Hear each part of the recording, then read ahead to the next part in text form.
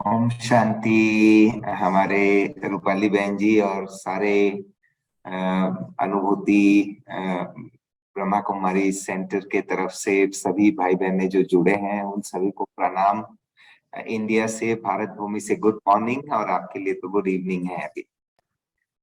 अ, हम जब बाबा के ज्ञान में आए 1990 में, उसके पहले से ही हम स्पिरिचुअलिटी में काफी इंटरेस्ट रहता था। शायद पिछले जन्म का ही असर होगा। एंड स्पिरिचुअलिटी में भी अप्लाइड स्पिरिचुअलिटी पार्ट, कैसे हम अपने परफॉर्मेंस को एनहांस करें, कर्म कुशलता और संस्कार परिवर्तन या योगाभ्यास में कुशलता को कैसे बढ़ाएं, इसके ऊपर एक अद्भुत मतलब अंदर से जिज्ञासा था। और हम उस समय तो अलग अलग जो संतों के किताबें पढ़ते थे। तो आई यूज टू सर्च कि वो क्या कह रहे हैं, वो अपने पुरुषार्थ में कौन सी बात शामिल कर रहे हैं which is really making a difference. You know, आप कोई डाइट ले रहे हैं and somebody has prescribed you a diet. आप जो वो डाइट लेते हैं तो you find that there are certain elements in your diet. आपके जो टोटल फूड रेजिमेंट है उसमें कुछ particular element works out very well, and maybe कुछ पर्टिकुलर आइटम्स जो है it is not really making a difference in you, जो recommendation है उसके हिसाब से। So it's very important to identify कि तंत्र क्या है, माने निचोड़ क्या है, कौन सी ऐसी बातें हैं विच इज वेरी क्रिटिकल हमारे अभ्यास में। तो हम आज आपके सामने हमारे सान फ्रांसिस्को परिवार के सामने योग के कुछ 8 स्टेप्स रखेंगे। जो जिस माना हम लोग जो योग अभ्यास करते हैं, unknowingly we follow most of the steps. परंतु ये थोड़ा सा अगर स्पष्ट हो जाए कि इनमें से ये जो 8 स्टेप्स हैं, we can then do a cross check कि हम ये 8 स्टेप्स को फॉलो कर रहे हैं या नहीं। अगर नहीं कर रहे हैं, इज इट अ मैंडेट? नहीं, ये मैंडेट नहीं है। परंतु हमने देखा कि जो अच्छे योगी हैं वो इन चीजों को इनकॉर्पोरेट किए हैं उनके अभ्यास में। तो आप उसे 2-3 दिन ट्राई करके देख लीजिए कि आपके लिए कुछ डिफरेंस हो रहा है या नहीं, and it would 100% make a difference. And so I will just share my screen for a moment. आपके सामने एक स्लाइड रखेंगे सो दैट और उसको विजुअलाइज करना स्पष्ट होगा। तो आज हम लोग जो अवेलेबल टाइम है उसमें हम लोग ये योग के जो 8 स्टेप्स हैं उसको चेक करेंगे, and then we will understand कि हम कहीं कुछ मिस कर रहे हैं या नहीं, नंबर वन। देन हम लोग एक पर्टिकुलर योगाभ्यास, बाबा ने टोटल 6 टाइप के राजयोग मेडिटेशन के अंतर्गत 6 योगा मेथड सिखाए हैं, मेडिटेशन मेथड्स। तो वो 6 मेडिटेशन मेथड्स कौन से हैं और उसके एप्लीकेशन कौन से हैं, और उसमें से एक मेथड जो साक्षी दृष्टा मेथड है, साक्षी बनना, वो अभ्यास भी हम लोग आज करेंगे। तो ये योग के 8 चरण जो है वो थोड़ा मैं आपको आपके सामने रखूंगा। बेसिकली हम लोग जो योग अभ्यास करते हैं, for example let us take the example, नुमा शाम का समय है एंड आप मनसा सेवा करने के लिए बैठे हैं। Now, typically we start with मनसा सेवा, maybe we just अपने को आत्मा निश्चय करते हैं, देह से, देह सहित देह के सर्व संबंधों को भूल आत्मा निश्चय कर, बाबा को याद कर, and then we go into आकारी स्वरूप एंड देन स्टार्ट गिविंग सकाश। इस प्रकार से हम लोग टिपिकली मनसा सेवा करते हैं। There are few other steps जो आप करेंगे या थोड़ा चेक करेंगे तो बहुत अच्छा रहेगा। सो स्टेप 1 इज कि बिफोर योग शुरू करने के पूर्व, it is a pre stage, जहां पे हम बहुत क्लियर हो कि हम कितना देर के लिए योगाभ्यास में बैठ रहे हैं और हमारा इस समय का लक्ष्य क्या है। सपोज आई हैव डिसाइडेड कि नाउ इट्स इवनिंग 5:40, 5:45, 5:45 to 6:45 मैं मनसा सेवा करने वाला हूं। So this should be very clear that I am going to do Mansa Seva in angelic form for the next 1 hour. और मनसा सेवा के भी ऑब्जेक्टिव क्या है? विश्व को शांति का सकाश देने वाले हैं, पवित्रता के सकाश देने वाले हैं, या परमात्म शक्ति को प्रवाहित करेंगे विश्व के ग्लोब पर? तो हमारा जो मिशन है that has to be very clear. जितना लक्ष्य स्पष्ट होगा उतना आपका अभ्यास भी स्पष्ट होगा. It is like a steering, you are starting a journey. ये एग्जैक्टली जर्नी है, इसीलिए यहाँ फ्लाइट के चिन्ह दिए हुए हैं. Just in the runway you run for a moment, then you take off, एक हाइट तक आप पहुंचते हैं, then you fly towards that destination and then you land. This is exactly the process of योग. इसीलिए योग को उड़ान भी कई बार कहा जाता है, उड़ान भरना, याद की यात्रा के उड़ान. So the first stage is fix up your target, your objective for this yoga उस समय का. Stage 2 जो कई बार हम लोग नहीं करते हैं, and this is a very interesting and very low hanging fruit जो आप कर सकते हैं, that is बाप दादा को आवाहन करें. शिव बाबा, the supreme, and Brahma Baba, the great great grandfather, इन दोनों को इन्वोक कीजिए, आवाहन कीजिए. सो आवाहन कैसे करेंगे? फॉर एग्जाम्पल आप अपने घर का इनॉग्रेशन कर रहे हैं या हाउस वार्मिंग सेरेमनी कर रहे हैं. Will you do it yourself? Definitely not. You will call your near and dear ones, and maybe you will call someone जिनको, जो आपके बहुत प्रिय है, जिनके प्रति आपकी श्रद्धा है, जो बड़े हैं, या जो बुजुर्ग हैं, या जो स्पिरिचुअली इवॉल्व हैं, जो बहुत अच्छे आदमी हैं, ऐसे किसी को बुलाएंगे. Why do we call that? Because we feel कि वो व्यक्ति के blessings, उनके दुआएं, उनके good wishes हम लेके कोई कर्म शुरू करें या कोई स्थान का इनॉग्रेशन करें, then it's like उनके दुआएं जो हैं वो बहुत जरूरी हैं.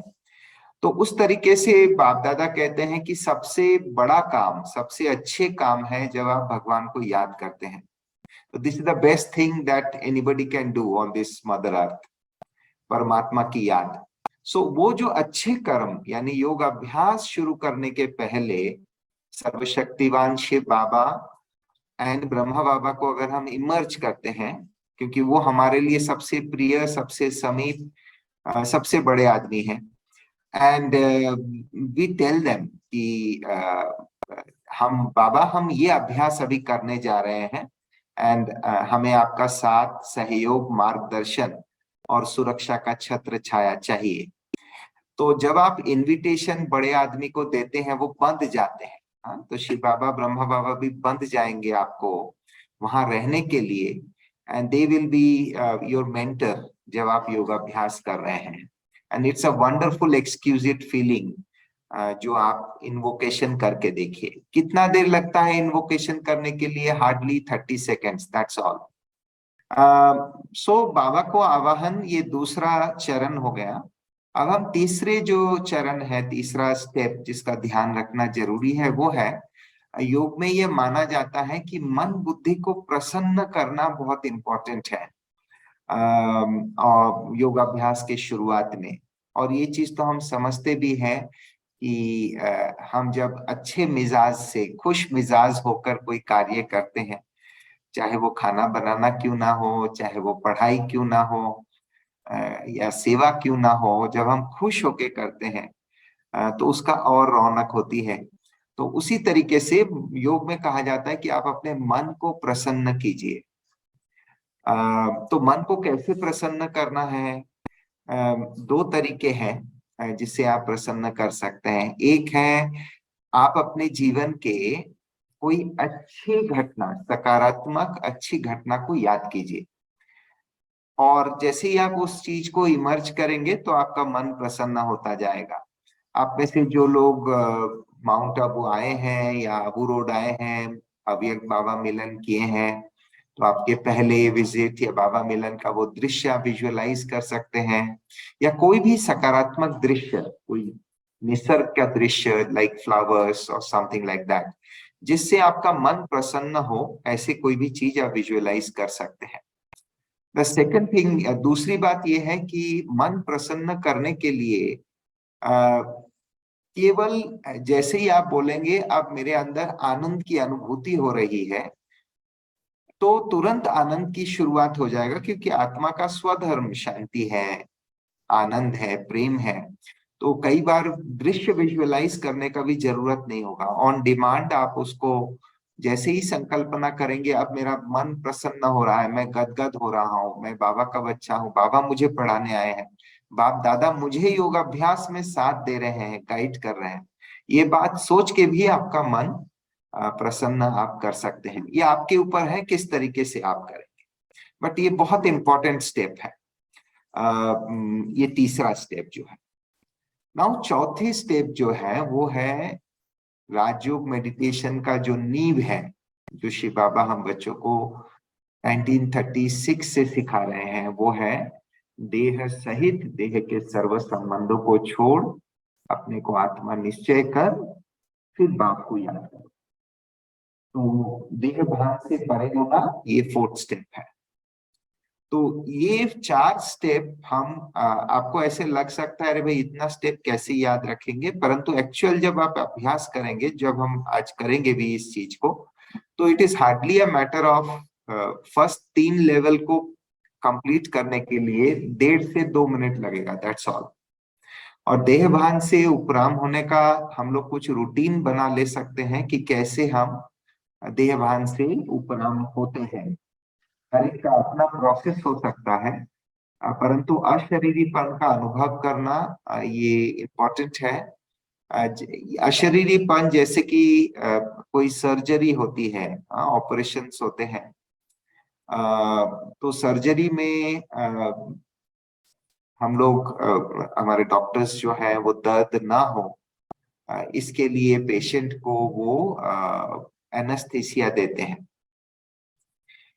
एनेस्थीसिया का चिकित्सा में कोई रोल नहीं है। ट्रीटमेंट, जो बीमारी है उस बीमारी को दूर करने में एनेस्थीसिया का 0 रोल है, नील।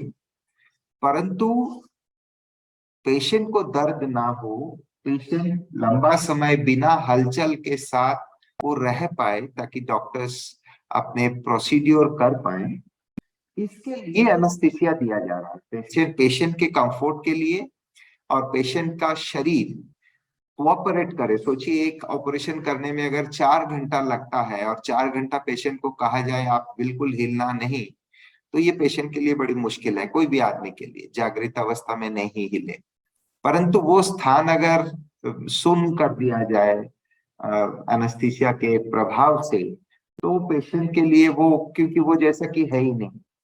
तो इसी तरीके से विकारों का प्रभाव प्लस देह का भी कुछ प्रोसेसेस हैं, उस प्रोसेसेस का प्रभाव कि हाथ दुख रहा है, पैर दुख रहा है, आदि आदि, या लंबा समय अगर आप एक रस होके बैठना चाहते हैं योगाभ्यास में, तो उसके लिए देह से उपराम होना, ये it is a process of anaesthesia, that's all. यहाँ एक बहुत बड़ी ट्रैप है, यहाँ एक बहुत बड़ा फांद है ये 4 नंबर स्टेज में।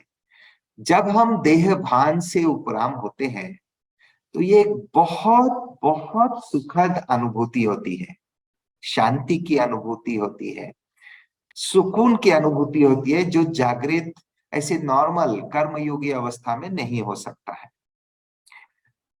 एनास्थीसिया लेते समय भी वैसे ही होता है, सब हम सुध बुध से भूल जाते हैं, दर्द से भूल जाते हैं, जैसे कि गहन नींद में प्रवेश कर रहे हैं। तो देह भान से उपराम अवस्था एक बहुत सुखद अवस्था है, परंतु कई योगी समझ लेते हैं कि यही योग की अनुभूति है, और वो यहाँ रुक जाते हैं, और बारंबार वो केवल अशरीरीपन का अभ्यास करते हैं। उसके नेक्स्ट स्टेप जो है, जो जो लक्ष्य से योग अभ्यास कर रहे हैं, वो नहीं करते हैं।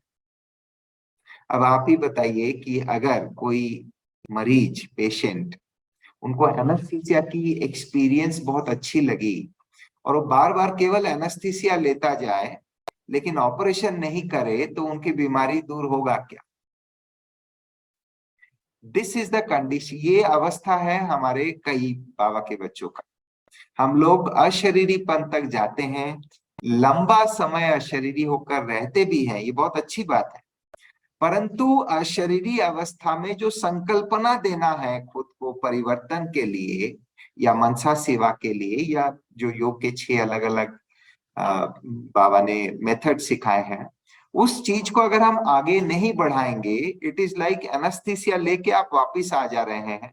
और इसीलिए कई बार दिखाई देती है कि योग बहुत कर रहे हैं, बहुत समय योगाभ्यास कर रहे हैं, गहन योग में बैठ रहे हैं, परंतु कई आत्मा के अंदर वो परिवर्तन दिखाई नहीं देता है। उसका एक कारण है कि ये नशा चढ़ा के, अशरीरीपन का नशा चढ़ा के the soul is experiencing deep peace, और फिर से वो वापस आत्मा जो है वो कर्ममना में आ जा रहा है। परंतु जब तक आप 5वां स्टेप तक नहीं गए हैं, तब तक वो परिवर्तन नहीं हो सकता है, क्योंकि आप केवल सुखद अनुभूति करके वापिस आ रहे हैं। तो इसीलिए साधना में ये बताया जाता है कि कोई साइड सीन में नहीं फंसना है। यह ध्यान से उपराम होना 100% जरूरी है, परंतु अशरीरपन की अनुभूति, सुखद अनुभूति में खो जाना, ये हमारे योग के तरक्की के लिए नुकसानकारी है। तो ये हो गया 4 स्टेप। सो 5वां स्टेप जो है, यहाँ पे जैसे ये स्लाइड पे आप देख रहे हैं, उसमें मनसा सेवा लिखी हुई है। तो ये उदाहरण मैं मनसा सेवा का दे रहा हूं, परंतु जो 6 किस्म के योग अभ्यास हैं, वो बाबा ने जो सिखाए हैं, वो उसका नाम मैं बता रहा हूं। उसमें एक है मनसा सेवा, जिसको फरिश्ता स्वरूप एंजेलिक स्टेज धारण करके हम करते हैं। ये एक विधि है। उसके अलावा है स्मृति स्वरूप, अर्थात कोई स्वामान का अभ्यास करना और उसके स्वरूप बनना। दिस इज सेकंड योगाभ्यास बाप दादा ने जो हम बच्चों को सिखाया है। जैसे मैं मास्टर सर्वशक्तिवान हूँ, मैं शीतल योगी हूँ, मैं शिव शक्ति हूँ, ये जो स्वामान के अभ्यास है, दिस इज ऑल्सो, ये बहुत अच्छा एक योगाभ्यास है। तो इसको स्मृति स्वरूप कहा जाता है। तीसरी जो योगाभ्यास बाबा ने हम बच्चों को सिखाया है, वो है बीज रूप अवस्था या सीड स्टेज। बीज रूप अवस्था केवल आत्मिक अवस्था, जहां देह या आकारी शरीर भी हम नहीं विजुअलाइज करते हैं, और हम निराकारी स्वरूप में निराकारी बाप के साथ योग लगाते हैं, जैसे कि उस शांति धाम या परम धाम में। सो ये तीसरी योगाभ्यास हो गया बीज रूप अवस्था। तो मनसा सेवा, स्मृति स्वरूप, बीज रूप। चौथा अभ्यास आप ले सकते हैं, वो है संस्कारों का परिवर्तन करने के लिए योगाभ्यास। संस्कार परिवर्तन के लिए योगाभ्यास, अपने पुराने संस्कार को भस्म करने के लिए, परिवर्तित करने के लिए योगाभ्यास, विकर्म विनाश के लिए जो योगाभ्यास है। ये चौथी बात है। 5वां है जो हम लोग सबसे कम योगाभ्यास करते हैं और जो आज हम लोग करेंगे, वो है साक्षी दृष्टा अवस्था का योगाभ्यास। साक्षी दृष्टा, साक्षी भाव का योगाभ्यास। और छठा योगाभ्यास जो है, जिसे दुनिया योगाभ्यास नहीं मानती है, परंतु ब्रह्मा बाबा खास उसको योग में लेते हैं, और इसीलिए हम ब्रह्मा वत्स भी उसे योग पकड़ेंगे। और बाबा कई उदाहरण देते हैं, और पिछले 2-3 दिन से तो हर रोज बाबा मुरली में कह रहे हैं, कल भी मुरली में कहे हैं। कल मतलब आपके लिए आज होगा 14, और 15 आने वाला दिन भी बाबा कहेंगे आपको। जो आज मैं मुरली यहाँ पढ़ रहा था, तो उसका सार में भी है, बाबा विचार सागर मंथन को भी सवेरे सवेरे उठ बहुत प्यार से विचार सागर मंथन करो, ऐसे बाबा कहते हैं। तो बाबा विचार सागर मंथन, churning of spiritual knowledge, godly knowledge, या बाबा कई बार कहते हैं चक्र को फिराओ, जिसका मतलब है मनन चिंतन। विचार सागर मंथन को भी बाबा योगाभ्यास में शामिल करते हैं। तो ये हो गया 6 किस्म का योगाभ्यास। हम जो गलती करते थे वो आपसे ना हो, इसीलिए हम पहले ही बता दें आपको कि हम बचपन में जब ज्ञान में आए, क्लासेस सुनते थे और हम ये तय कर लिए, ये समझ लिए कि सबसे पावरफुल योगाभ्यास जो है वो है बीज रूप अवस्था। ये गलती हमने किया, और गलती मैं इसीलिए यूज कर रहा हूं शब्द कि क्योंकि जब आप पावरफुल शब्द यूज करते हैं तो आप कौन सी चीज करेंगे? आप सस्ते वाले योगाभ्यास करना चाहेंगे या सबसे शक्तिशाली वाला करना चाहेंगे? नेचुरली आप शक्तिशाली वाला करना चाहेंगे। परंतु एक चीज बताइए, हमारा अगर सर दर्द हो रहा है तो डॉक्टर मुझे जो दवाई देंगे, और मेरा पेट दर्द हो रहा है तो डॉक्टर मुझे जो दवाई देगा वो तो अंतर होगा। या मुझे स्किन में रैशेस आए हैं, उसके लिए जो दवाई होगी वो अलग होगा। तो मेरा जो तकलीफ है उस तकलीफ के हिसाब से मुझे जो प्रेस्क्राइब की गई है वो मुझे लेना है। अब क्या क्या मैं कह सकता हूँ सर दर्द का दवाई सबसे पावरफुल है, पेट दर्द का दवाई उससे कम पावरफुल है, स्किन रैशेस का दवाई उससे कम पावरफुल है? क्या ये शब्द प्रयोज्य है? It is incorrect. ये तुलना हो ही नहीं सकता। एग्जैक्टली इसी रीति से बाबा ये जो 6 विधियां सिखाए हैं, ये 6 विधि का यूनिक एप्लीकेशन है। और हमने जो अनुभव किया 31 साल अभ्यास करते हुए कि एक योग अभ्यास दूसरे योग अभ्यास को किसी भी तरीके से रिप्लेस नहीं कर सकता है। अंग्रेजी में एक शब्द है, रूपाली बहन हमें मना की है अंग्रेजी शब्द यूज करने के लिए, लेकिन मैं टेम्पटेड हो रहा हूं एक शब्द बताने के लिए, वो है सुपरसीड। सुपरसीड मतलब ये सब कुछ, इसके अंदर सब कुछ समाया हुआ है। ये योगाभ्यास सुपरसीड्स ऑल अदर योगाभ्यास, ऐसे बिल्कुल नहीं है। नहीं तो हमारा बूढ़ा बाबा ब्रह्मा बाबा क्यों टाइम वेस्ट करेगा सवेरे सवेरे उठ विचार सागर मंथन करने के लिए? बाबा तो इतने पावरफुल योगी थे, बाबा एकदम एक बीज रूप में बैठे रह सकते थे, तो बाबा क्यों मनसा सेवा कर रहे हैं? बाबा क्यों स्वमान का अभ्यास करा रहे हैं? बाबा क्यों खुद, उस बूढ़ा बाबा इतना सीनियर योगी तपस्वी योगी राज, वो क्यों मनसा ये विचार सागर मंथन कर रहे हैं? कुछ तो राज होगा। बाबा शरीर छोड़ते समय क्यों बीज रूप अवस्था का अनुभव नहीं कर रहे हैं? बाबा शरीर छोड़ते टाइम क्यों साक्षी दृष्टा का अभ्यास करते हुए शरीर छोड़ रहे हैं? बाबा तो बीज रूप में बैठ सकते थे, बाबा तो स्मृति स्वरूप में बैठ सकते थे। ब्रह्मा बाबा 1969 18 जनवरी रात को 9:30 बजे साक्षी दृष्टा अवस्था में क्यों शरीर छोड़ रहे हैं? तो ये गलती हमने किया, इसीलिए ये गलती आप नहीं करना। राइट? हर योग का इक्वल महत्व है। हमारे में जो कमी पेशी है उस कमी को भरने के लिए एक पर्टिकुलर मेथड की आवश्यकता है, और इसीलिए वो मेथड बाबा हमें 6 अलग अलग वेराइटीज दिए हैं कि जिसको जो चीज की कमी है वो चीज का प्रैक्टिस अधिक करना जरूरी है। अब एक मजेदार बात बता रहे हैं। हम अगेन जब कोई डॉक्टर के पास जाते हैं, कोई तकलीफ, शारीरिक कोई तकलीफ लेके, और डॉक्टर खाने का जो परहेज बोलते हैं, यूजुअली डॉक्टर वही चीज खाने को मना करेंगे, इवन आपको बिना पूछ के कि आपको क्या पसंद है, वो वही चीज मना करेंगे जो आपको सबसे प्रिय है। जो मीठा खाने वाले हैं उनको बोलेंगे भाई मीठा मत खाओ। जो चावल पसंद करते हैं उनको बोलेंगे अभी जो है 1 महीना चावल मत खाओ, आप और कुछ खाओ। क्योंकि वो चीज खा के ही हमने बिगाड़ा है अपना तन। तो नेचुरली हमारे उस आहार के प्रति एफिनिटी है। तो उसी तरीके से आत्मिक परिवर्तन में भी आत्मा का एक नेचुरल रुचि है कुछ बातों में। जैसे हो सकता है आप व्यक्तिगत रूप से एक बहुत शांति पसंद करने वाली आत्मा है, लेकिन शांति आपको ठिकाने पे पहुंचा नहीं सकेगा, संपन्नता दिला नहीं सकेगा।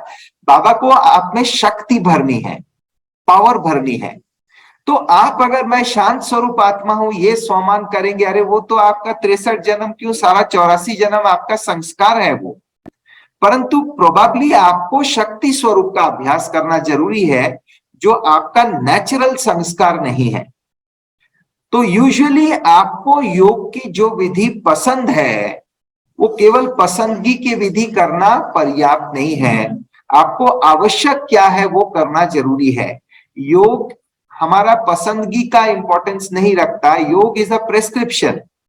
तो हमारी बीमारी क्या है उस हिसाब से मुझे प्रोपोर्शनेटली वो चीज का अभ्यास करना होगा, राइट।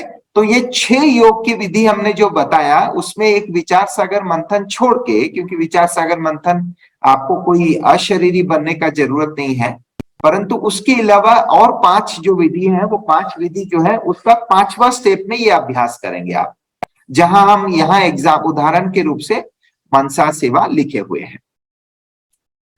छठा है द 6th स्टेप। छठा स्टेप जो है इस अभ्यास में, योग के जो क्रम है, सीक्वेंस जो आप अभ्यास करेंगे, वो कुछ पल आप परम धाम में रहिए।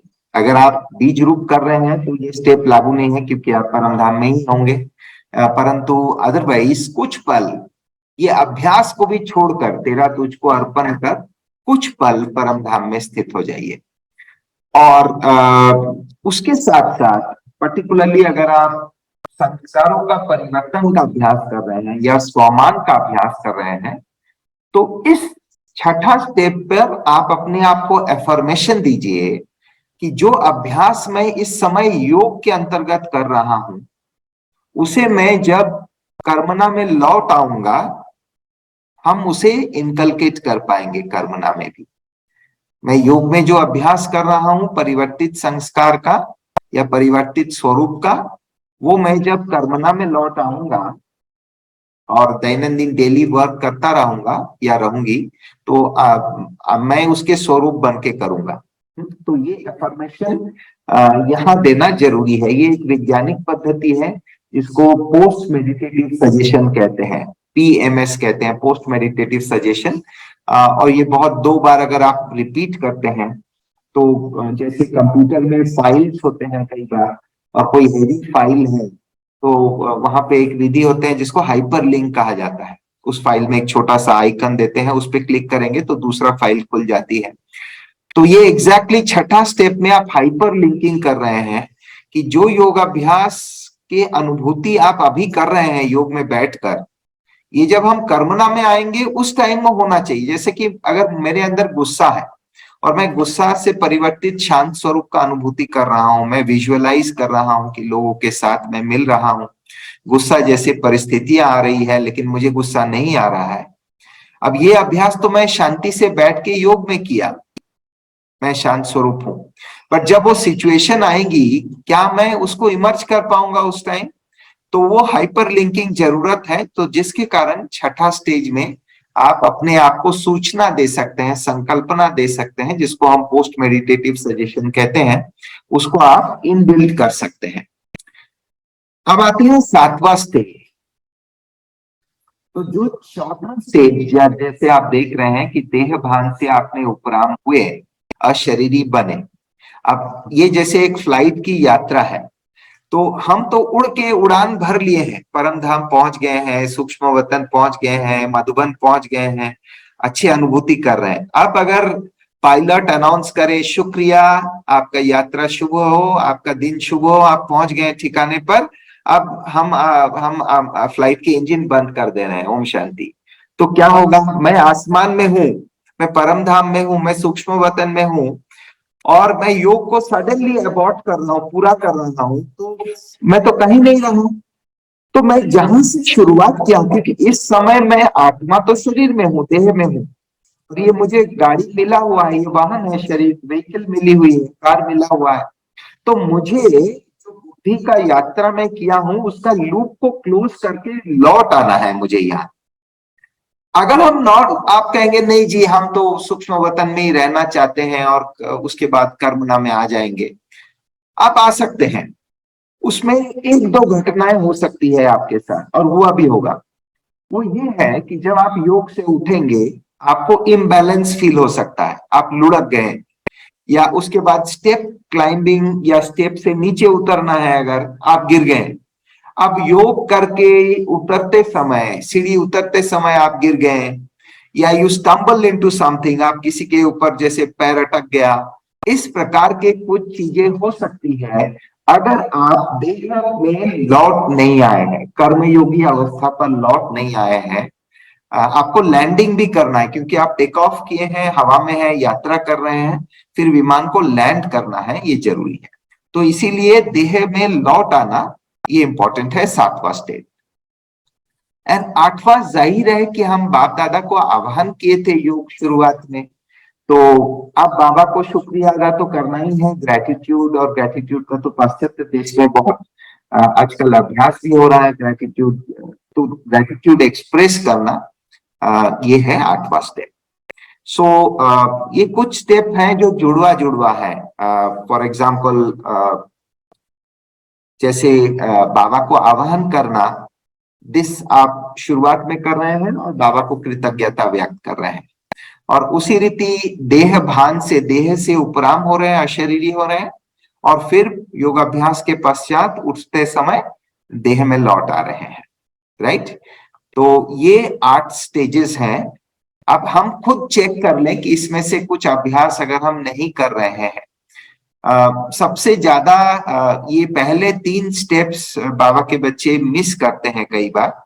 लक्ष्य असर्टेन करके बैठना, बाबा को आह्वान करना, निमंत्रण देना बाबा को, और बाबा को साथ में लेके अभ्यास करना, और तीसरा है कॉन्शियसली मन बुद्धि को प्रसन्न करके योगाभ्यास शुरुआत करना। तो ये 3 स्टेज अगर हम ऐड कर दें तो हमारा योग का क्वालिटी बहुत इंप्रूव हो जाएगा। हम कैसे भी योगी हैं, हमारा कैसे भी धारणा है, आप जस्ट बाप दादा को आवाहन कीजिए and just see the difference, बहुत अच्छा परिवर्तन आपको फील होगा। Thank you very much. आप बहुत अच्छा सिखा रहे हैं हमें। बट मुझे क्वेश्चन है 5th स्टेप 5 और 6 में है। तो जो 5th में आपने बोला कि आत्मा की रुचि होती है कोई बातों में, तो वो समझ में नहीं आया। और आपने कहा कि जो जो योग की विधि पसंद है वो नहीं करना है, लेकिन जो आवश्यक है, तो हमें कैसे पता चले कौन सी आवश्यकता है हमारे लिए। और दूसरा क्वेश्चन है 6th स्टेप का, कि आपने कहा कि सूचना देना है, कल्पना करना है, वो समझ में नहीं आया। अच्छा, सो थैंक यू। अब मैं पहले 5वां स्टेप को थोड़ा स्पष्ट करना चाहूंगा। जैसे जो 6 योग के विधियां हैं, जो राजयोग के अंतर्गत बाबा अलग अलग विधियां हम बच्चों को सिखाए हैं टाइम टू टाइम, वो जो 6 विधियां हैं, हर विधि के कुछ अपना एप्लीकेशंस है। फॉर एग्जाम्पल, अगर हम चाह रहे हैं कि मेरे कोई विशेष पुराने संस्कार चेंज हो, तो मैं अगर मनसा सेवा, बिकॉज आई लव डूइंग, मुझे मनसा सेवा करना पसंद है, और मैं मॉर्निंग में भी मनसा सेवा कर रहा हूँ, इवनिंग में भी मनसा सेवा कर रहा हूँ, तो मेरे संस्कार परिवर्तित नहीं होगा। तो अगर मेरी इरादा है, या मुझे आत्मा को फील हो रहा है कि मुझे ये संस्कार चेंज करना जरूरी है, तो मुझे संस्कार परिवर्तन की योग विधि को आजमाना होगा। राइट, अगर मैं चाहता हूं मेरे अंदर, तो मेरे अंदर रिक्वायरमेंट क्या है, हमारा खुद का लक्ष्य क्या है, और अभी मेरा सेल्फ असेसमेंट करते हुए मैं कौन सी बात में अपने आप को कमी फील कर रहा हूं जो मुझे भरना है अभी, या मेरा जो टेम्परमेंट है या टेंडेंसीज है वो किस प्रकार का है, उसको परिवर्तित करने के लिए जो 6 विधि है उसमें से कौन सी विधि है जो मुझे इंटरेस्ट लेनी चाहिए, तो वो फोकस करना जरूरी है, उसको बढ़ाना जरूरी है। हालांकि ऑल 6 विधि की आवश्यकता है, परंतु प्रोपोर्शन वाइज इक्वल नहीं होगा, हो ही नहीं सकता।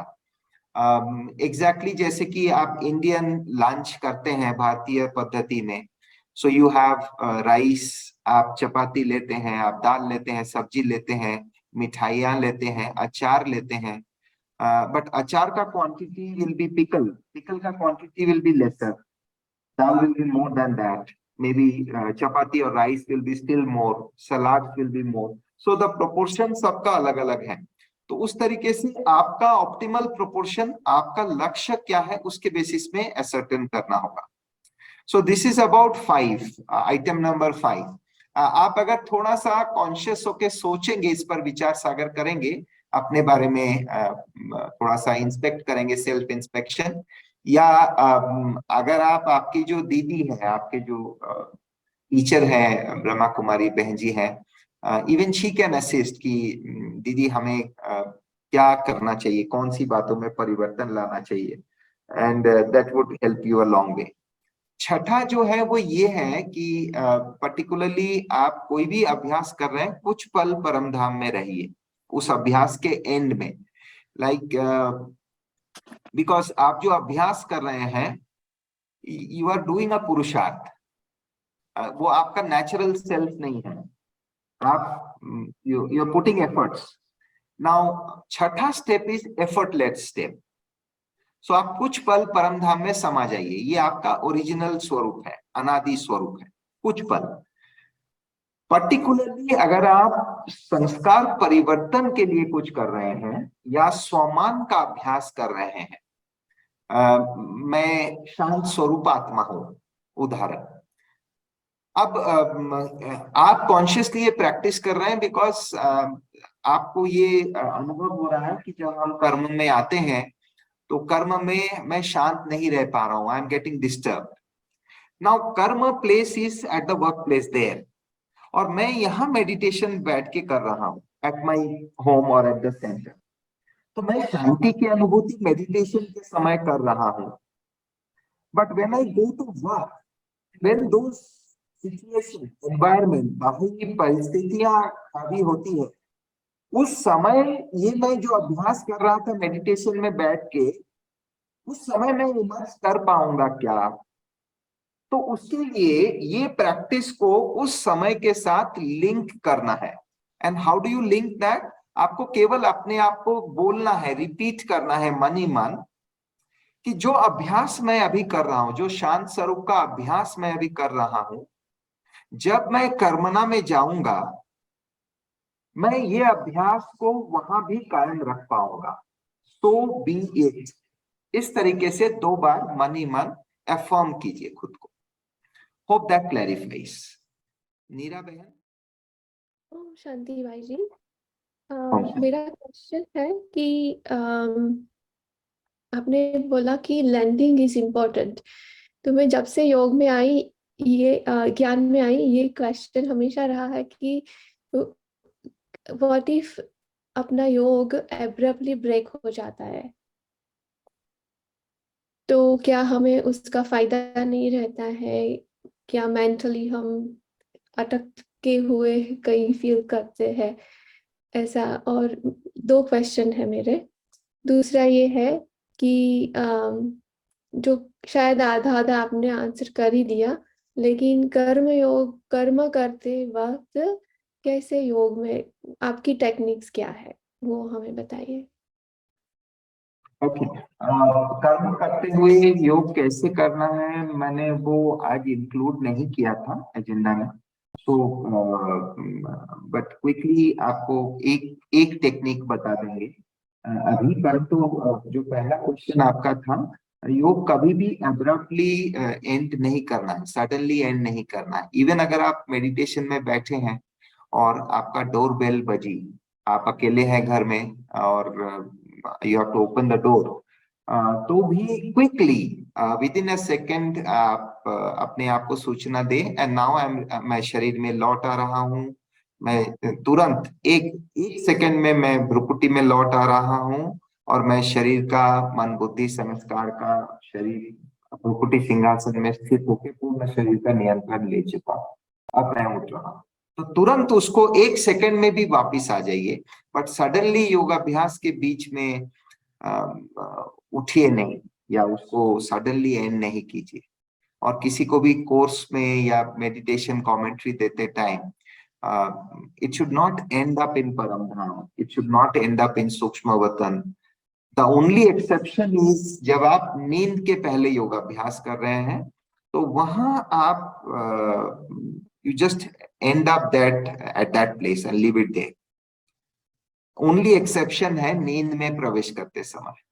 गुड नाइट योग जो है, गुड नाइट मेडिटेशन जो है, वहां आप खो जाइए बाबा के गोद में या परम धाम में या सूक्ष्म वतन में या सतयुग में, एंड बी देयर, और नींद में प्रवेश कर जाइए। That is the only exception. बाकी सब जगह आप जब जागृत अवस्था में है, you need to come back, which is बहुत बहुत क्रिटिकल है।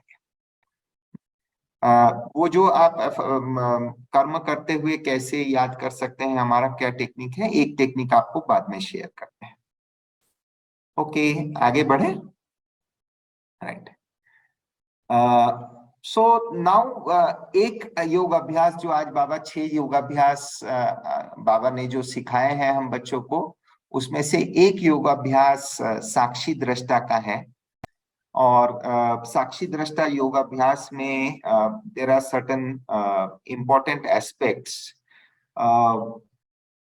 आप अंग्रेजी में इसको बैल्कनी स्टेज कह सकते हैं, ऑब्जर्वर स्टेज या बैल्कनी स्टेज। बैल्कनी स्टेज क्यों? जैसे आप बैल्कनी में खड़े हैं, जस्ट इमेजिन कीजिए कि आप एक फर्स्ट फ्लोर में बैल्कनी में खड़े हैं और आपकी बिल्डिंग के अपार्टमेंट के सामने से एक छोटी सी रोड जाती है, एंड उस रोड में यू ऑब्जर्व किए कोई साइकिलिस्ट आ रहे हैं और वो गिर गए हैं।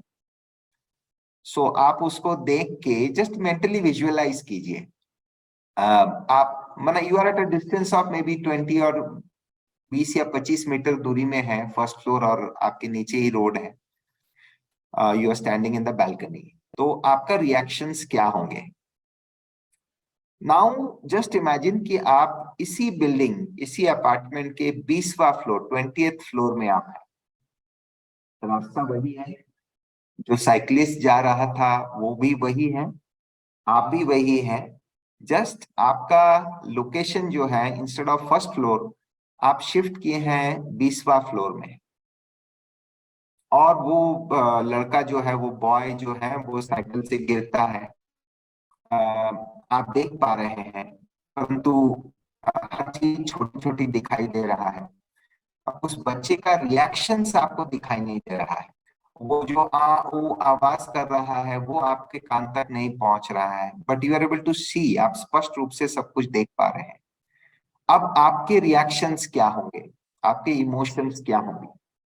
ये जो डिस्टेंस बढ़ा लेना और चीज को बर्ड्स आई व्यू से ऑब्जर्व करना, जैसे एरियल व्यू से ऑब्जर्व करना, ये जो हम लोग जैसे फ्लाइट में टेक ऑफ के बाद आप सैन फ्रांसिस्को सिटी को देखते हैं या भारत को देखते हैं दूर से, लैंडिंग के पहले या when you are flying high, तो वो जो स्टेज है इट इज साक्षी दृष्टा स्टेज। तो वहां आपके इमोशनल स्टेबिलिटी बहुत बढ़ जाता है, बिकॉज आप डायरेक्टली इन्वॉल्व नहीं है, आप डिटैच्ड हैं। और ये स्टेज का प्रैक्टिस हमें ब्रह्मा बाबा ने बहुत अच्छी तरह से सिखाया है। 18 जनवरी 1969 को बाबा ने जब देह का त्याग किया, उससे बाद 2 दिन तक बाबा का पार्थिव शरीर पांडव भवन में रखा गया था, बिकॉज बच्चे फ्रॉम अक्रॉस द कंट्री सब आ रहे थे, पहुंच रहे थे। और उस टाइम तो फोन की इतनी सुविधाएं नहीं थी, सो दे वर रीचिंग, तो लास्ट श्रद्धांजलि देने के लिए, तो इसीलिए 2 दिन रखे हुए थे। और हिंदू कस्टम के अनुसार जब ये रहते हैं तब कोई खाना आदि नहीं बनता है, सो घर में, तो देयर वाज नो भोग दैट वाज प्रिपेयर्ड। और उस टाइम कंटिन्यूअस वहां योग चल रहा था, और समय प्रति समय हमारे जो संदेशी बहनें हैं, ट्रांस मैसेंजर बहनें हैं, वो लोग जा रहे थे और बाबा से टाइम टू टाइम कुछ बच्चों के संदेश बाप दादा को पहुंचा रहे थे और बाप दादा के संदेश ला रहे थे। उसमें एंड जिसके कलेक्शन आपको अव्यक्त मुरलियों के जो कलेक्शन है, बुक है, उसमें 1969 के जो मुरलियां हैं, उस मुरलियों के पहले अव्यक्त संदेश अबाउट 15 के आसपास अव्यक्त संदेश आपको मिलेगा। उस अव्यक्त संदेश में से एक संदेश है, आई गेस 8 और 9 नंबर, आप जरा सर्च कर लेना उसमें, जिसमें बच्चों ने बाबा से पूछा, बाबा आप तो बिना बता के चले गए, बिना छुट्टी लेके चले गए हम लोगों से, तो हम लोग तो बहुत दुख फील हो रहा है, we are missing you a lot. बाबा ये बताइए आपका शरीर छोड़ने का अनुभव क्या रहा? दे आस्क्ड कि बाबा ये बताइए कि आपका शरीर छोड़ने का अनुभव क्या रहा? And Baba had explained कि बच्चे खेल तो 10-15 मिनट का ही था, परंतु इस 10-15 मिनट में इस बाबा को बहुत सारी चीजों का अनुभव हुआ। एंड बाबा उसमें 3 बातें बता रहे हैं जो अभ्यास हम लोग करेंगे। तो बाबा ने कहा उस समय 3 शक्तियों का खींचातानी चल रहा। तो एक है, पहला जो खींचातानी चल रहा था वो है कर्म भोग और योग की खींचातानी। बाबा कर्म योग शब्द यूज किए हैं, कर्म भोग और कर्म योग की कश्मकश। और बाबा ने ये भी शब्द कहे कि जैसे कि कोई मल्ल युद्ध चल रहा है। कर्म भोग अर्थात शरीर की तकलीफ, और बाबा का सारा जिंदगी का योग की जो शक्ति है, दे वर कॉन्फ्रंटिंग ईच अदर, उनका मुकाबला। और बाबा ने महसूस किया कि कुछ देर के अंदर योग जीत रहा है, जीत प्राप्त कर रहा है, और बाबा के जो शरीर है वो बिल्कुल शांत होता जा रहा है। बाबा तब तक भी जिंदा है, प्राण है, आत्मा है शरीर में, बट बाबा फील किया कि शरीर छोड़ने के पहले समग्र शरीर बिल्कुल शांत, एक सुखद अनुभूति में भर गया और बिल्कुल कोई भी तकलीफ नहीं है। और बाबा इंटरजेक्शन यूज किए हैं, जैसे कि सारा शरीर में भां भां हो रहा था, सारा शरीर बिल्कुल शांत हो गया, ऐसे फीलिंग बाबा को हो रहा था। तो ये हो गया पहला। दूसरी, इसको कहते हैं देह और दैहिक दुनिया से परे होना, उपराम। देह के जो बंधन है, जंजीर है, रस्सियां हैं, देह और देह के रिलेटेड पेन्स, देह के रिलेटेड इलनेस, देह के रिलेटेड दुख दर्द सफरिंग्स, उससे उपराम होना। This is stage 1। सेकंड था, बाबा ने कहा कि बाबा को फील हो रहा था कि ब्रह्मा बाप दुर्गा पिता अनन्य बच्चों को बिना बता के, बिना छुट्टी लेके जा रहे हैं। तो बच्चों के प्रति शुद्ध मोह हो रहा था।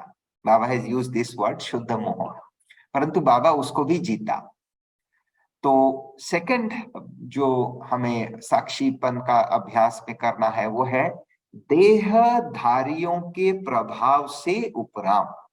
सेकंड स्टेज इज देहधारियों के फर्स्ट वाज देह के लगाव से उपराम। देह के लगाव मीन्स शारीरिक कोई भी फीलिंग से उपराम। एक ठंडा लग रहा है, गर्म लग रहा है, दर्द हो रही है, वॉशरूम जाना है, I am not feeling well, I am feeling, भूख लग रही है, तो ये सब देह के फीलिंग्स है, इससे उपराम। दूसरा है देहधारियों के लगाव से उपराम। सब देहधारी का लगाव ना, इट कुड बी एनीथिंग जहां पे रिलेशनशिप की बात आती है। It could be positive relationship जिनसे हमारा प्यार है, और it could be even negative experiences, like किसी के साथ मैं बिछुड़ा हूं, किसी के साथ मेरा झगड़ा हुआ है, किसी के साथ मन मुटाव हुआ है पहले, या कोई मुझे किसी भी प्रकार से धोखा दिया है, मुझे नुकसान हुई है जिसके कारण इस जन्म में, और मैं काफी नाराज हूं, काफी दिल शिकस्त हूं उस बात से।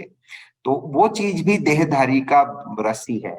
मैंने अभी तक उसको ड्रॉप नहीं किया तो मुझे योग लगने नहीं देगा। किसी ने मेरा पैसा, I had given some money for help, और उसने रिटर्न नहीं किया, तो ये भी लगाव है। कौन सा लगाव? देह का लगाव नहीं, ये देहधारियों का लगाव है, क्योंकि वो पैसा वापिस नहीं मिलना, ये आपका योग लगने नहीं दे रहा है, राइट? और प्यार है किसी से तो लगाव डेफिनेटली है ही। सो ये सेकंड लगाव को भी त्याग करना है। This is the second stage. Third stage जो ब्रह्मा बाबा के लिए हुआ वो था, बाबा ने कहा, और तीसरी बात बच्चे, मुझे ऐसे महसूस हो रहा था शिव ब्रह्मा बाप को कि शिव बाबा जैसे वतन से बुला रहे हैं, हमें खींच रहे हैं, आओ बच्चे, आओ बच्चे, आओ बच्चे, अभी तुम आ रहे हो हमारे पास। ये ब्रह्मा बाबा के लिए हुआ क्योंकि ब्रह्मा बाबा ने योग तपस्या के आधार से अपने मेन संस्कार बना लिया था एक शिव बाबा की याद। एक बाप दूसरा ना कोई, ये ब्रह्मा बाबा कूट कूट कर अपना संस्कार, मोस्ट डोमिनेंट संस्कार बनाया। हमारे केस में क्या होने वाले हैं, हम में से जो इतना योगाभ्यास किए हैं, मोस्ट डोमिनेंट संस्कार बनाए हैं, उनके लिए यही होगा। अदरवाइज कोई भी इंसान जब देह त्याग करते हैं तो उनके सबसे डोमिनेंट जो स्वभाव है या संस्कार है वो उजागर होता है, उस टाइम वो एक्टिवेट हो जाता है। उस टाइम लॉजिक कुछ काम नहीं करता है, उस टाइम केवल संस्कार काम करेगा। मन बुद्धि संस्कार आत्मा का लेसन में जो 3 चीजें हैं, मन काम नहीं करेगा, मन बहुत कमजोर है। बुद्धि तो बहुत ही कमजोर है, बुद्धि कुछ नहीं करेगा उस टाइम। बुद्धि बोलेगा मेरे बस की बात नहीं है, अभी शरीर छूट रहा है, अभी तुम देखो। तो संस्कार को हैंड ओवर कर देता है। अब सब कुछ उस टाइम संस्कार के आधार पर चलेगा। अभी संस्कार तो बहुत किस्म के संस्कार है। जो सबसे डोमिनेंट आपका संस्कार है, जो आपका लाइफ का सबसे डोमिनेंट संस्कार है, वो संस्कार उस समय उजागर हो जाएगा, एक्टिवेट हो जाएगा। आपका कोई कंट्रोल नहीं रहेगा अपने ऊपर। और वो संस्कार अगर परमात्मा की याद है जो आप अहनिशी प्रैक्टिस किए हैं, तो उस टाइम अंतमति सुगति होगा। आपको एक दो उदाहरण मैं देता हूं, अंत समय संस्कार कैसे इमर्ज होते हैं। एक महिला थी, उनके दादाजी का देहांत हो रहा था और वो हॉस्पिटल में थे। दादाजी पुराने जमाने के थे और वो दुकान में जैसे पुराने सेठ होते हैं, तो वो कमर में एक पोटली बांधते हैं, देखे हैं सेठ लोग, उसमें चाबी रखते थे, कीज रखने का एक छोटा सा कमर में एक पोटली जैसा बैग होता था। पुराना भारत के गांव में आप लोग जानते होंगे। तो वो ये भाई साहब जो हैं, ये पोटली में चाबी रखते थे, तिजोरी का, खजाने का चाबी, और वो किसी को नहीं देते थे। यहाँ तक कि जब वो स्नान करने जाते थे तो उसका युगल को, मिसेस को बता के जाते थे कि तुम ये संभालो, अभी मैं जल्दी से स्नान करके निकलता हूँ, फिर से पोटली। सिर्फ स्नान के टाइम पे वो पोटली रख के जाते थे, वो भी अपना मिसेस को कुछ देर के लिए, और जल्दी से आके उसको पहन लेते थे। इवन रात को सोते समय भी वो पोटली का चाबी अपने कमर में बांध के रखते थे। और बीच बीच में वो जब दुकान में बैठे रहते थे, वो तिजोरी खोलते थे। दिन रात सोचिए, 60 इयर्स ये अभ्यास किए होंगे उन्होंने। जब 80 इयर्स में शरीर छोड़े तो वो हॉस्पिटलाइज हुए और उनका क्रिटिकल अवस्था था, अंतिम अवस्था, तो जिसके कारण उन्हें हॉस्पिटल का नॉर्मल बेड से उन्हें इंटेंसिव केयर यूनिट में शिफ्ट किया गया, आईसीयू में शिफ्ट किया गया। आप जानते हैं आईसीयू में आपको अपने कपड़े सारे चेंज करने होते हैं, और अगर कोई भी ज्वेलरी प्रॉप्स आदि है वो सब खोल लिया जाता है, आपको डिपॉजिट कर देना है। You should just wear the hospital uniform and move inside, because आपको अलग अलग सब मेडिकल सपोर्ट एक्सेसरीज लगाए जाते हैं। तो जब वो कमर से उनका चाबी वगैरह छूट गया आईसीयू में जाते समय, तो ऑलमोस्ट हाफ बेहोश कंडीशन में थे। उसमें भी उनका हाथ बार बार कमर में, जहां उनका वो चाबी का पोटली रहता था कमर में, he was putting his hand there repeatedly. So जो नर्सिंग स्टाफ था, जब उनके रिलेटिव्स आए देखने के लिए, उन्होंने पूछा कि भाई ये दादाजी बार बार राइट साइड में कमर के तरफ हाथ क्या डाल रहे हैं, क्या क्या करना चाह रहे हैं वो। तो उनके रिलेटिव्स उनको बताया कि नहीं, वो एक्चुअली उनके कमर में उस जगह पे वो तिजोरी का जो पोटली है, थैला है, वो बांध के रखते थे। और बार बार ही वॉज वेरी कॉन्शियस, सारा जिंदगी वो ये पोटली किसी को नहीं दिया है, चाबी खजाने का, तो बार बार वहां हाथ डाल के वो चेक करते थे या उसको यूज करते थे, चाबी खोल के देखते थे। तो अभी उनका अंतिम समय आ गया, लेकिन वो संस्कार नहीं गया, अभी भी वो चाबी ढूंढ रहे हैं, मेरा चाबी किधर है। क्योंकि 60 साल वो सेठ के रूप से यही अभ्यास पक्का किए हैं, और अंतिम समय वो जो है वो दिया। I will give another example. I knew a person very closely, मैं बहुत क्लोजली उनको जानता था। वो बाबा के बच्चे थे, पक्के बच्चे, बट उनका उनका युगल परिवार बच्चा सभी ज्ञान में चल रहे थे। बट उनका एक उलहना रहता था कि उनको जब खाना वो शुद्ध आना शुरू किए, उनके युगल जो है वो पहले ज्ञान में आए और उसके कारण भाई साहब आए। बट भाई साहब का मछली खाने का, फिश खाने का बहुत शौक था जब वो ज्ञान में नहीं थे।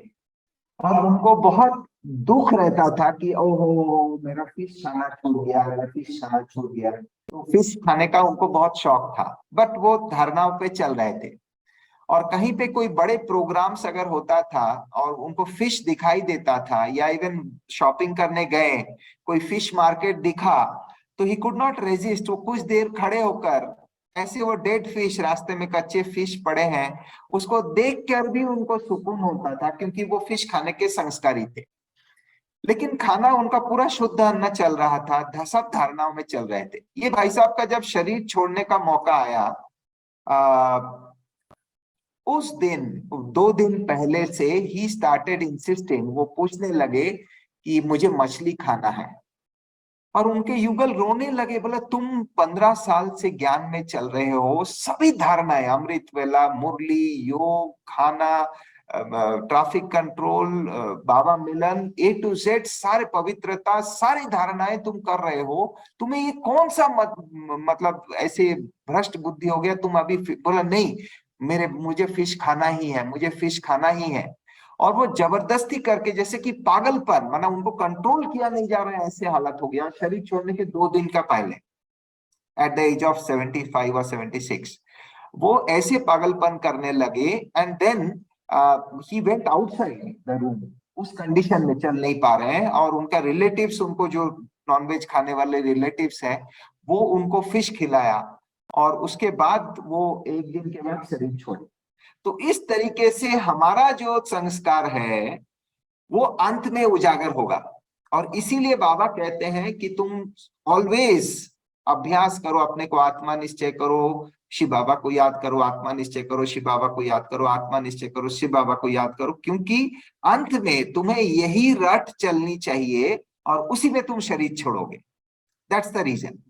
तो बाबा ने ये कहा कि ये 3 चीज शक्तियां जब काम कर रही थी, तो बाबा साक्षीपन का अनुभव कर रहे थे, और बाबा बहुत प्यार से शरीर छोड़े। तो जब ब्रह्मा बाबा का अल्टीमेट स्टेज का अनुभव साक्षी दृष्टा है, हम बच्चों को भी साक्षी दृष्टा का अभ्यास करना है। और अभ्यास में ये 3 चीजें शामिल करेंगे। हम शरीर छोड़ने का सिमुलेशन करेंगे, और साथ में किसको रखेंगे? साथ में शिव बाबा रहेंगे हमें गाइड करने के लिए, और स्वयं ब्रह्मा बाबा रहेंगे जो ये अनुभव किए हैं और बता रहे हैं। नंबर 1 आत्मा का सर्वोच्च पुरुषार्थ का शरीर छोड़ने का अनुभव बाबा के साथ हम बच्चे करेंगे। तो 3 स्टेजेस हैं। एक है देह से उपराम होना, बिल्कुल देह के सब दुख दर्द भूल जाएं। देहधारियों के प्रभाव से उपराम होना, हमारे प्रियजन या जिनके साथ खिटपिट हुआ है उन सभी का प्रभाव से हम दूर हो जाएं। और तीसरा है हमारे पुराने स्वभाव, संस्कार, 5 विकार, 5 तत्वों के खींच से भी हम परे हो जाए, और बुद्धि का तार बाबा से जुड़ा रहे। सो ये अभ्यास हम करेंगे साक्षी भाव। साक्षी भाव का अभ्यास का एप्लीकेशन है कि हम अपने आप को देह त्याग करने के लिए बहुत अच्छी तरह से तैयार कर सकते हैं, नंबर 1। नंबर 2, हमें मौत का डर बिल्कुल नहीं होगा। नंबर 3, हम खुद का चेकिंग बहुत अच्छी तरह से कर पाएंगे। हमारे अंदर जो हरकतें चल रही है, वो हरकतों को बहुत अच्छी तरह से अवलोकन कर सकेंगे कि वक्त आत्मा की चाहना क्या है, कहाँ कौन सी खिटपिट हो रही है अंदर, मन बुद्धि संस्कार में कहाँ पे कुछ डिसोनेंस है, वो बहुत अच्छी तरह से सेल्फ चेकिंग के लिए, सेल्फ रिफ्लेक्शन के लिए साक्षी भाव इज अ मस्ट डू। इसके बिना परिवर्तन होना डिफिकल्ट है। तो आप जरूर ये अव्यक्त संदेश पढ़िएगा तो क्लियर हो जाएगा। And now let us start the practice. एक पल के लिए अपनी आंखें बंद कर लें, और धीरे धीरे अपनी आंखें पूर्ण रूप से खोल लें।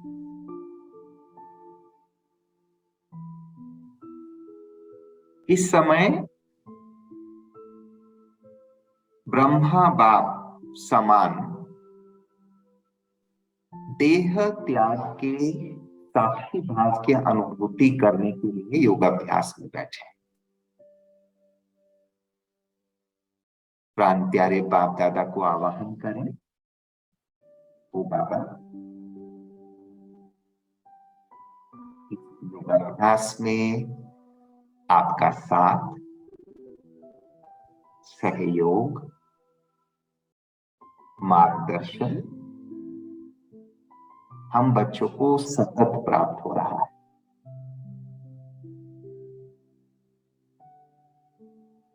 अब चलें, मन बुद्धि को प्रसन्नता से, खुशी से भर दें। स्वयं बाबा, दोनों बाबा हमारे साथ हैं, हमें योग का ड्रिल करा रहे हैं, साक्षी भाव का ड्रिल करा रहे हैं। वाहे मेरा भाग्यवान।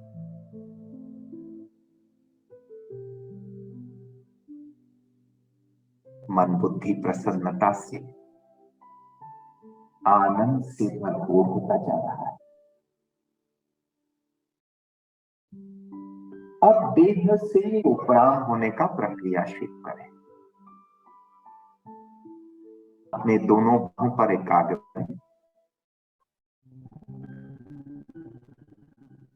मापन करें। आप सेंसेशंस को कंधा से लेकर, शोल्डर से लेकर हाथ के पंजों तक आपकी दोनों बाहें बिल्कुल शांत शांत होता जा रहा है। बहुत सुखद अवस्था में स्थित हो रहा है। आप आत्मा बाहों से अपने विस्तार को, सेंसेशंस को समेट रहे हैं। अब अपने पैरों पर एकाग्र करें। आपके दोनों पैर बिल्कुल शांत सुखमय अवस्था में स्थित हैं और आप आत्मा अपने पैरों से सेंसेशंस को समेट रहे हैं। You are withdrawing your senses from your legs for a moment. और अपने संपूर्ण देह के विस्तार को आत्मा समेट कर भ्रुकुटी के बीच केंद्रित कर रहे हैं।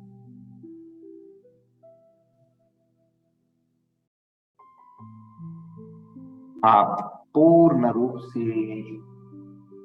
देह से परे यात्रा करने के लिए तैयार हो बैठे हैं। बाप दादा इशारा कर रहे हैं, बच्चे अपने स्थूल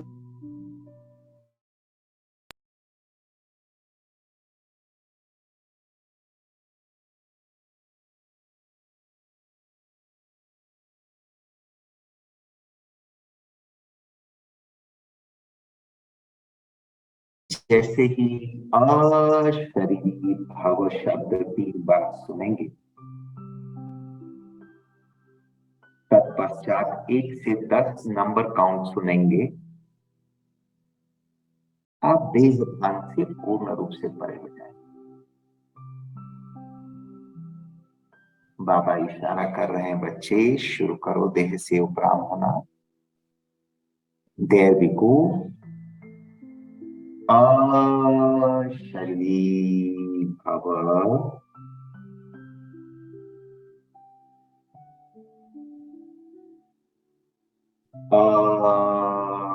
अशरीरी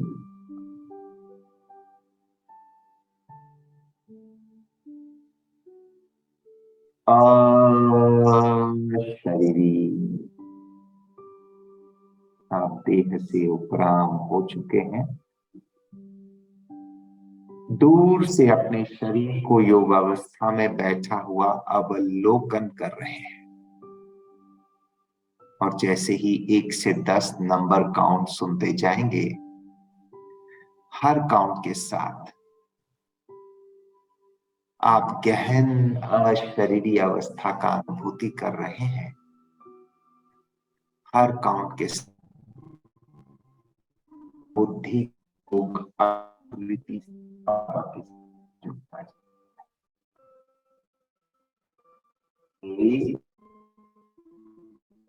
दो, 3, 4, 5,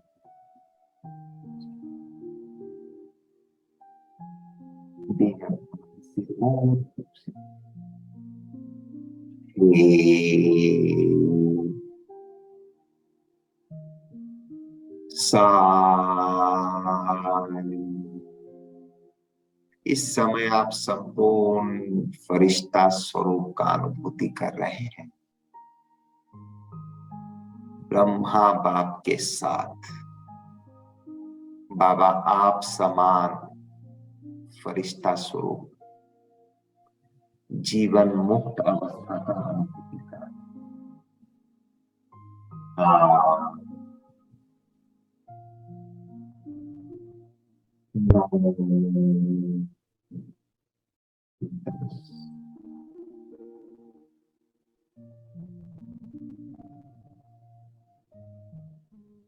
अब बाबा बच्चे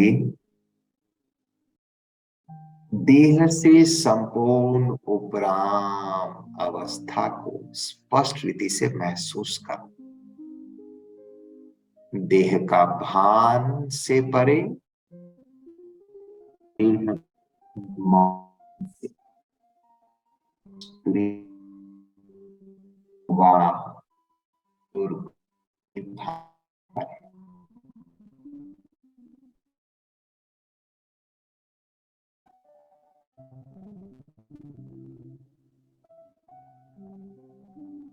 देह के सभी आवश्यकताएं उनसे भी परे, देह के दुख दर्द से परे अवस्था का अनुभव करो। अशरीरी अवस्था का गहन अनुभूति में स्थित हो जाओ।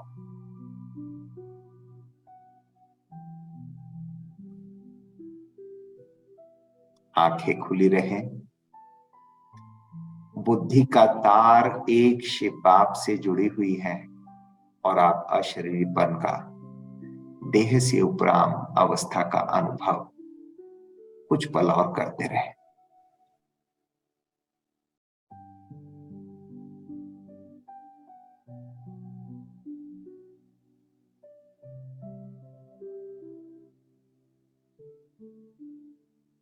अब बाबा इशारा कर रहे हैं बच्चे,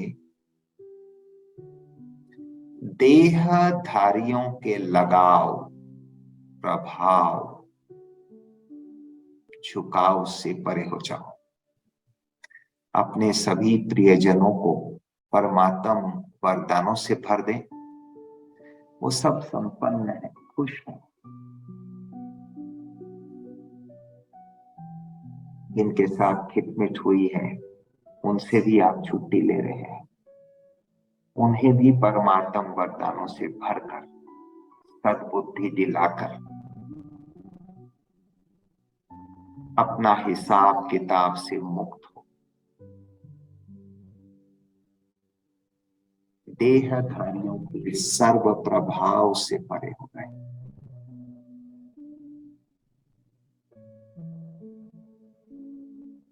सर्व लगाव से मुक्त। एक बाप को संसार महसूस कर रहे हैं। मेरा बाबा मेरा संसार है। सर्व संबंधों की अनुभूति कर रहे हैं।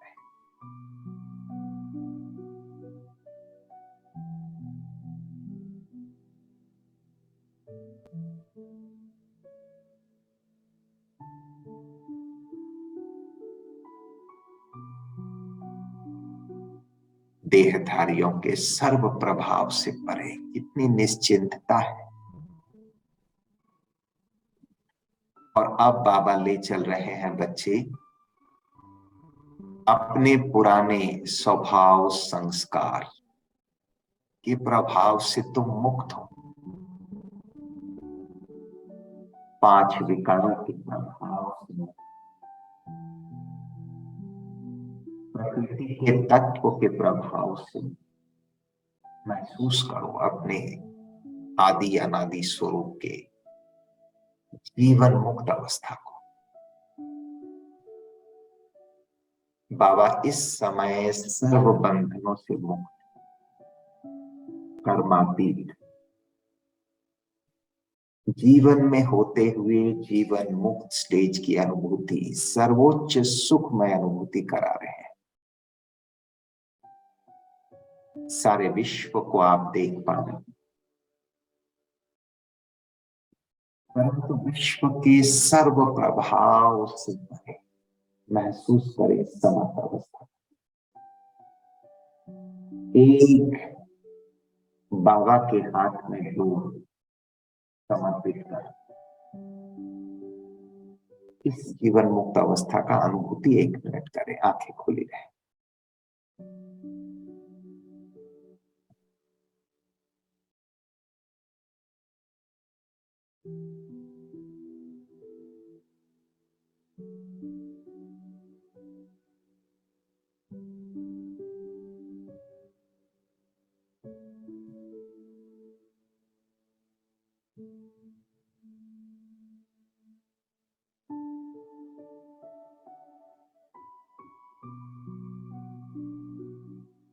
अब अपने अवेयरनेस को परम धाम की ओर ले चलें। फॉर 30 सेकेंड्स समा जाएं बीज रूप अवस्था में, प्यार का मन मना भव।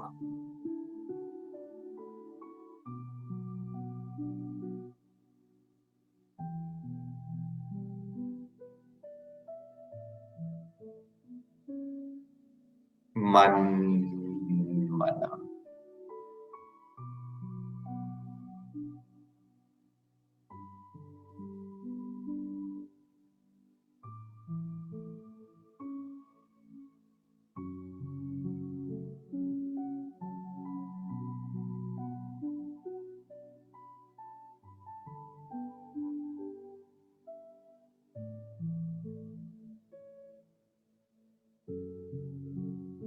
अब धीरे धीरे लौट आए फिर से आकारी फरिश्ता स्वरूप स्टेज पर। इमर्ज करें अपने आकारी काया को बाप दादा के साथ सूक्ष्म वतन में। इस जीवन मुक्त स्टेज की अनुभूति में संपन्न होकर बाबा इशारा कर रहे हैं, बच्चे फिर से अपने कर्मयोगी अवस्था पर लौट आओ। Return back. धीरे धीरे लौट आए साकार सृष्टि में। अपने स्थूल देह के नजदीक पहुंच गए हैं आप। आपका देह बिल्कुल शांत एक रस योग अवस्था में स्थित है। अब स्व इच्छा से स्वतः आप अपने आकारी काया के साथ स्थूल शरीर में प्रवेश कर रहे हैं। दोनों काया को बिल्कुल एक रस अलाइन कर लें। स्थित हो जाएं भ्रुकुटी सिंहासन पर और समग्र शरीर का कर्मेंद्रियों का नियंत्रण फिर से स्वराज अधिकारी पर स्वीकार। आपके बाहें पैर समग्र शरीर में आप ऊर्जा का प्रवाह कर रहे हैं। आपका समग्र शरीर मस्तिष्क ताजगी स्फूर्ति हल्कापन से भरपूर हो चुका है। सर्व प्रकार की शिथिलता समाप्त हो चुका है। आप फिर से सर्व संवेदनाओं को सेंसेशंस को पूर्ण रूप से महसूस कर पा रहे हैं। अब बाप दादा को दिल से शुक्रिया अदा करें। वो बाबा ब्रह्मा बाप समान साक्षी भाव का अभ्यास में बाप दादा का साथ सहयोग मार्गदर्शन प्राप्त हुआ। इसके लिए दिल से प्राण प्यारे बाप दादा को शुक्रिया करते हैं, नमन करते हैं। वाह बाबा वाह। अपनी आंखें बंद कर लें एक पल के लिए। मस्तिष्क बहुत हल्का हल्का फ्रेश फील हो रहा है। धीरे धीरे अपनी आंखें खोल लें और पूर्ण रूप से जागृत हो जाएं। कर्मयोगी अवस्था पर लौट आए। ओम शांति।